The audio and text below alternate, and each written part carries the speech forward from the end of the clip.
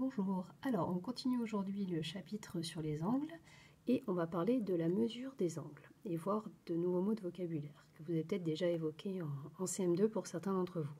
Alors d'abord l'unité de mesure des angles, vous la connaissez tous, c'est le degré et vous savez que par exemple un angle droit, on dit qu'il mesure 90 degrés.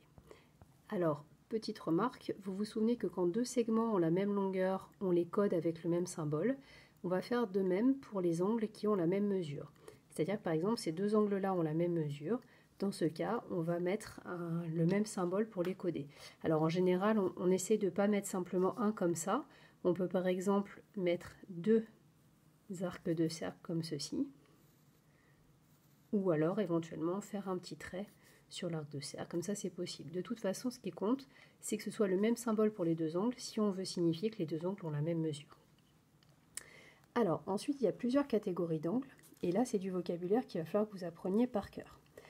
On a des angles dont la mesure est comprise entre 0 degré et 90 degrés, donc plus petit qu'un angle droit, c'est ce qu'on appelle des angles aigus, d'accord, donc mesure comprise entre 0 et 90.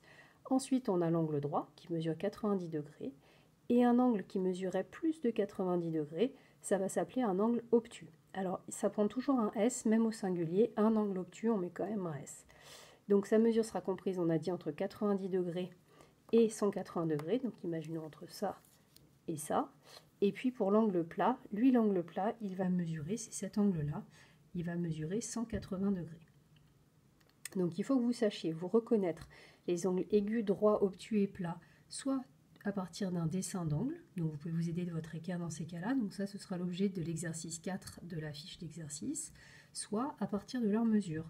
Donc par exemple, il faut que vous sachiez faire, une fois que vous allez apprendre votre leçon, vous cachez les exemples, là, les réponses, et vous vous dites un angle qui mesure 127 degrés, c'est un angle, donc vous dites c'est entre 90 et 180 degrés, c'est un angle obtus. Un angle qui mesure 180 degrés, c'est un angle plat. 90 degrés, vous savez que c'est un angle droit, et 78 degrés, c'est plus petit qu'un angle droit, c'est donc un angle aigu. Alors maintenant, prenez quelques minutes pour apprendre ce vocabulaire, et ensuite à vous de jouer sur les exercices 4 et 5 de la fiche 11A.